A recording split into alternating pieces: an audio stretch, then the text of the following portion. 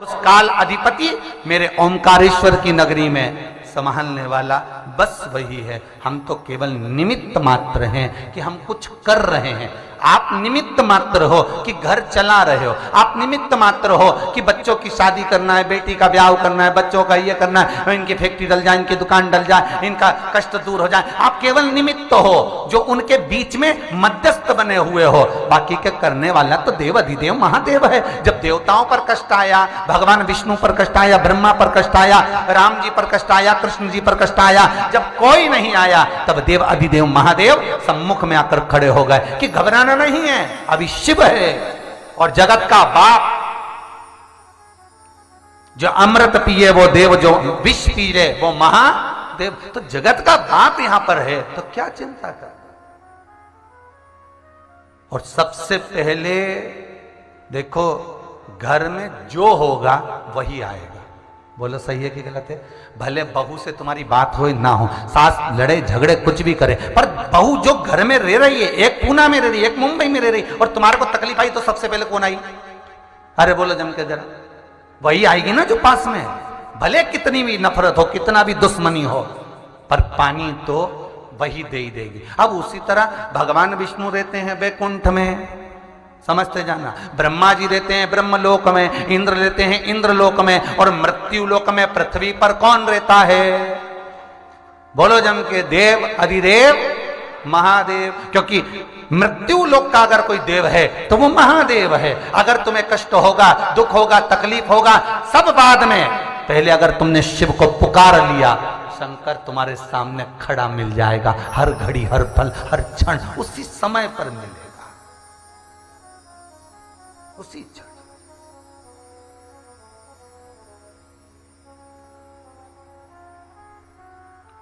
पर हमारी आदत है ना, दूर के ढोल सुहावने, तो पड़ोसन आए तो चाय भी पिलाओ, मौसी सास आए तो रोटी भी खिलाओ, और घर की सास के भले मत पूछो।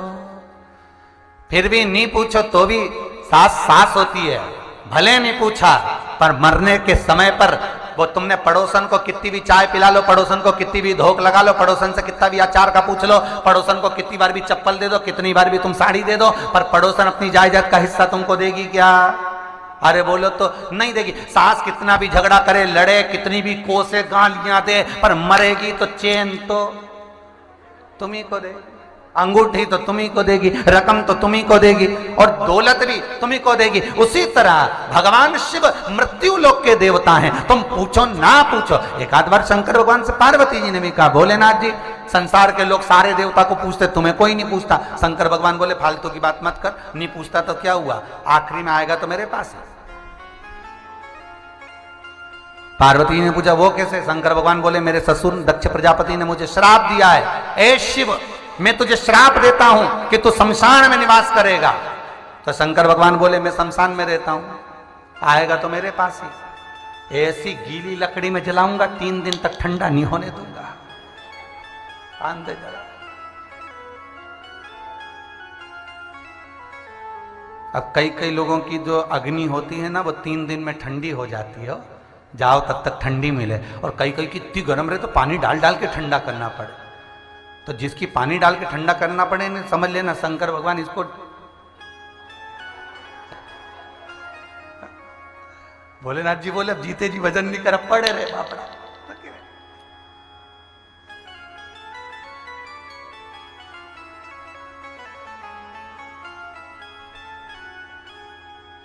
और फिर आग लगाकर सब तीसरे के दिन लीप पोत के, कहां पे? शमशान में मटकी रख के, एक कुल्हड़ में चाय, अभी तक गिलास में पीती थी, अब मट्टी में, एक कुल्हड़ में दूध। एक बहू ने आवाज लगा के कही, वो वाली होटल का समोसा ले जाना। होटल ससुर जी को अच्छा लगता था, सास को हमारी जलेबी अच्छी, वो भी ले जाना। सब कंडा जला के होम वोम छोड़ दी, चल दिए।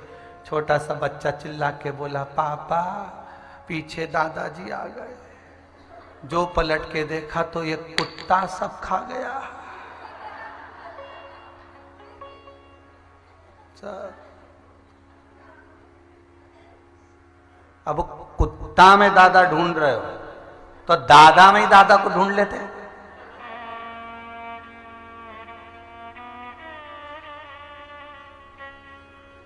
जिंदा था तब मान नहीं, सम्मान नहीं, सत्कार नहीं,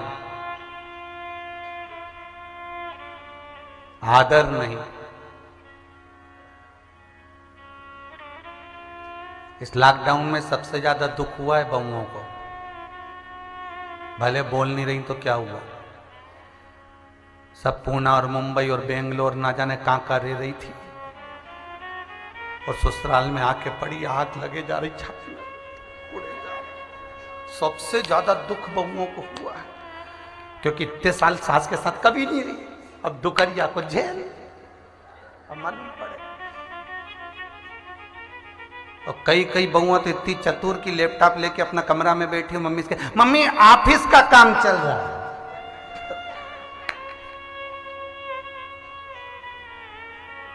अच्छा बहुवन सोचेगी तो सही है, सियोर वाला महाराज दिन भर बहुओं के पीछे पड़ा रहे। अच्छा पीछे तो हम सासों के भी पड़ जाए रे, पर दिक्कत यह है कि इनका तो जाने का समय। अब ऐसे जाने के समय में इनको सुधारू तो कई मतलब बताओ छमलदारी का है? अब इनका तो जाने का समय, और इनको अगर सुधार भी दिया तो ये कहीं ऊपर जाके अच्छी करेगी। तो इसलिए तुमको सुधारना, इनसे तो मतलब ही नहीं।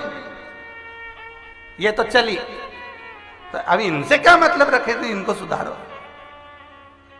सुधरना तुमको है, क्योंकि कई बूढ़ी बूढ़ी माताएं कहती है हमारी जिंदगी तो निकल गई बेटा, अब थारी बारी है। बस उसी को संभल के चलना है कि अब बारी तुम्हारी। वो कहे आधी कमरिया पे साड़ी, आई आंटी की बारी,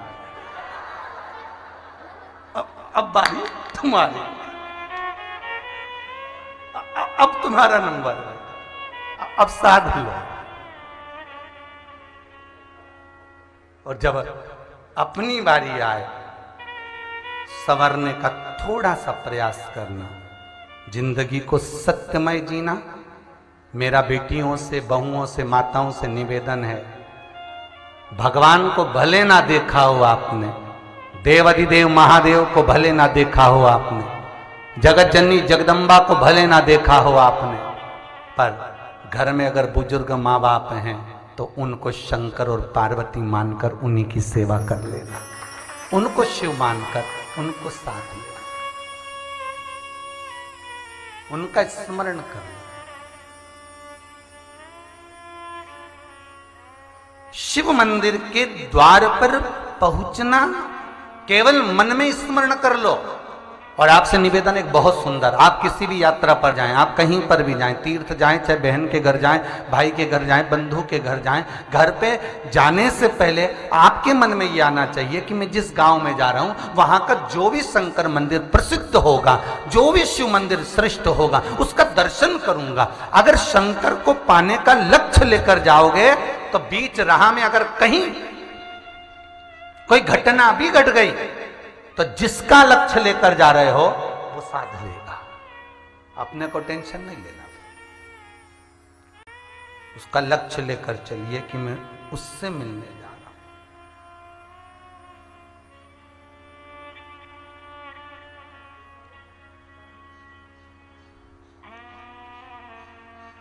हम जब परमात्मा से मिलन का लक्ष्य लेकर चलें तो शिव मिलता जरूर, शंकर मिलेगा। और जिस समय मेरा देव अधिदेव महादेव आपके सम्मुख में हो और आपकी चित्त वृत्ति उसके चरणारविंद में हो तो जीवन का रस तत्व आप रूप मिल जाएगा। स्कंद पुराण कहती है कि केवल विचार कर लेना कि मुझे शंकर के द्वार जाना है तो काल टल जाता है, काल टल जाता।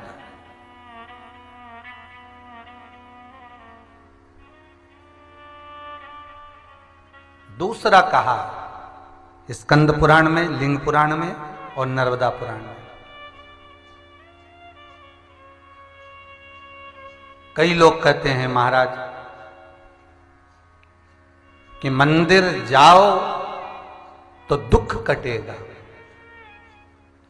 कई लोग कहते हैं मंदिर जाओ तो दुख कटेगा, पर स्कंद पुराण, नर्मदा पुराण और लिंग पुराण कहती है मात्र मंदिर के द्वार पर पहुंच गए तो समझ लो दुख तो वैसे ही कट, अंदर नहीं भी गए तो भी दुख कट गया, तो भी दुख कट गया।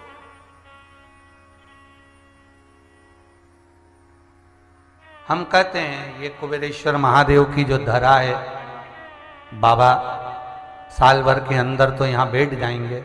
विश्वनाथ स्वयं कुबेर भंडारी, भंडार भरने वाला स्वतः यहां बैठ जाएगा। पर इस कुबेर भंडारी की धरा पर इतना जप तप अनुष्ठान चलता है कि यहाँ का एक एक कंकर शंकर है। हम बस अगर कोई आ भी गया, उसने मनोकामना भाव से, चित्तवृत्ति से, मन से जो यहाँ मांग लिया, इतना तो विश्वास है मुझे बाबा पर कि वो दूसरी बार ये कहने के लिए ही आता है कि गुरुजी हमारा ये काम हो गया। इतना विश्वास मुझे मेरे शंभू पर है। और उतना ही विश्वास आपके भीतर होना चाहिए जिस कार्य के लिए आप आए हो। आज अगर अड़ुकिया परिवार श्री सालासर बालाजी की कृपा से कथा करवा रहा है, अड़ुकिया परिवार अगर कथा करवा रहा है तो उसको ये विश्वास होना चाहिए कि आपने कथा किस लिए कराई है। और अगर शंभू पर आपका विश्वास इतना अटल है, इतना प्रबल विश्वास है, तो बाबा आपके कार्य सफल करेगा।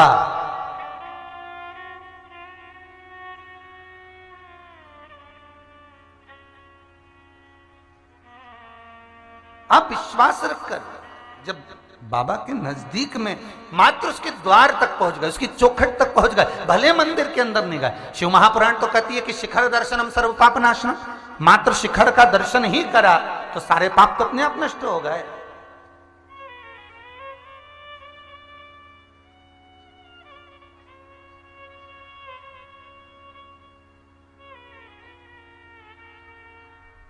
मात्र शिखर का दर्शन ही कर लेने पर सर्व हमारे पाप जितने हैं सब नष्ट हो जाते, मात्र शिखर का दर्शन।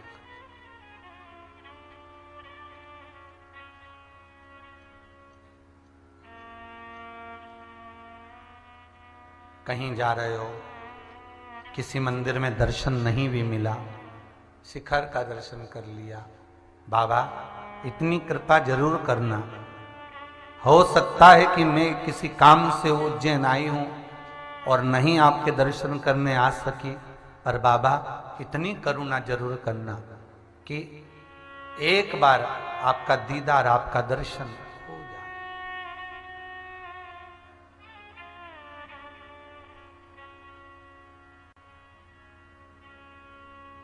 एक बार आपका दर्शन इन नयनों से हो, और केवल मूर्ति का नहीं, केवल स्वरूप का नहीं।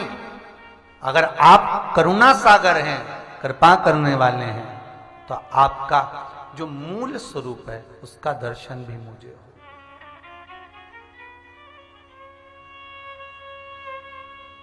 मनुष्य की देह मिली दो कारणों से, एक कर्म का भोग भोगने के लिए जो पूर्व में करके आए हो, और दूसरा एक पूर्व में जो कर्म करा उसका भोग भोगने के लिए मनुष्य की देह मिली, और दूसरा मिला है भगवान का भजन करने के।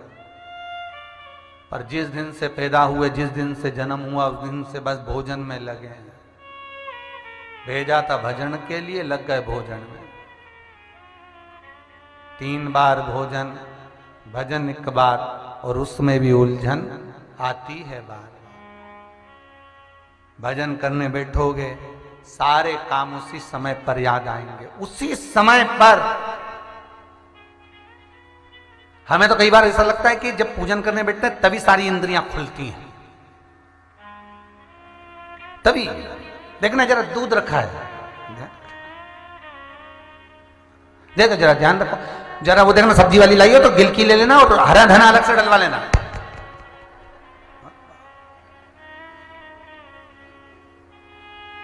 पोछे वाली को बोल दो अच्छे से लगाते लगाते उधर से जाए, और उधर से फेरती फेरती इधर से।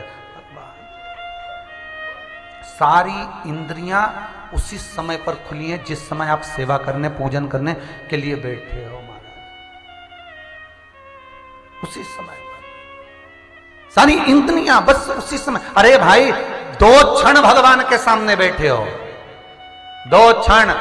और निवेदन केवल इतना सा है कि अगर काशी की भूमि पर जा रहे हो, महाकाल की रज पर जा रहे हो, अगर आप ओमकारेश्वर जा रहे हो, अगर आप वृंदावन जा रहे हो, गोवर्धन जा रहे हो, जतिपुरा जा रहे हो, अगर आप तिरुपति जा रहे हो, तुम्हारी मर्जी पड़े जिस देवता के द्वार पर तुम जा रहे हो उसके द्वार पर हवर सबड़ कर नहीं जाना। कई लोग जाते हैं गिरिराज जी की परिक्रमा करने के लिए, और शाम को सुबह से निकले, शाम को पहुंच गए, रात्रि विश्राम करा, सुबह से उठे परिक्रमा लगाई, और ऐसी परिक्रमा लगाई कहीं नहीं बैठूंगी, और लगाए जाए लगाए जाए लगाए जाए, और कोल्लू की बेल की तरह घूम घुमा के और सीधे कमरा में गई, कपड़ा वपड़ा पहना, शाम की ट्रेन थी, वापिस आ गई।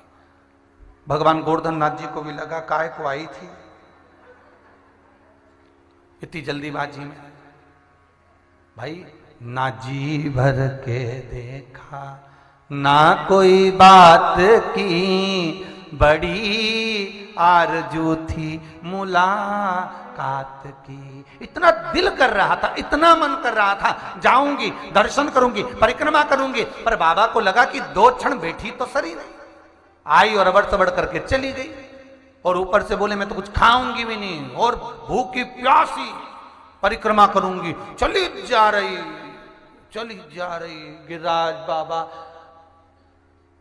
21 किलोमीटर में बैठे मेरे गोवर्धन नाथ, यही विचार में बैठे, थोड़ी देर बैठ के बात तो कर ले, चली जा रही। गिरिराज बाबा मन में सोचे रही थोड़ी देर तो बैठ जा रही, थोड़ी देर बैठे नहीं बैठे, चली जा,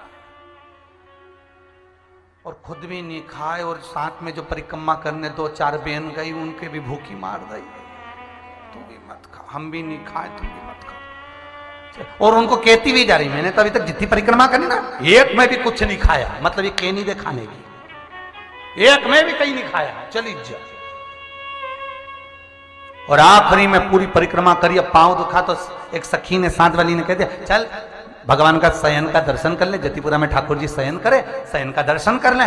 पांव बहुत दुख रिया, अपन से तो नहीं बने दादा, अपन तो जल्दी कपड़ा पहनो, ट्रेन में चलना है, जतिपुरा से मथुरा चले, स्टेशन पे जाके बैठ गए, ट्रेन आई, उसमें बैठ गए, वापिस घर आ गए। अब भगवान मन में सोच रहे पहले तो ये बता तू आई काय के लिए थी, जब 2 मिनट बैठकर मुझसे बात ना करिए।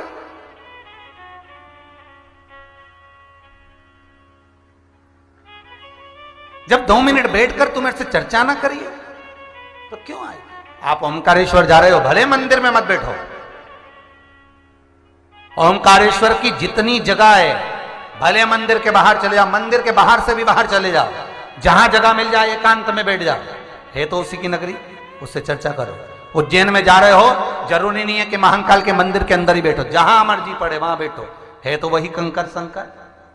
छिपरा का एक एक तट पर एक एक कंकर है तो शंकर है। काशी में जा रहे हो तो अभी मुक्त नगरी में जहां मर्जी पड़े वहां बैठ जाओ,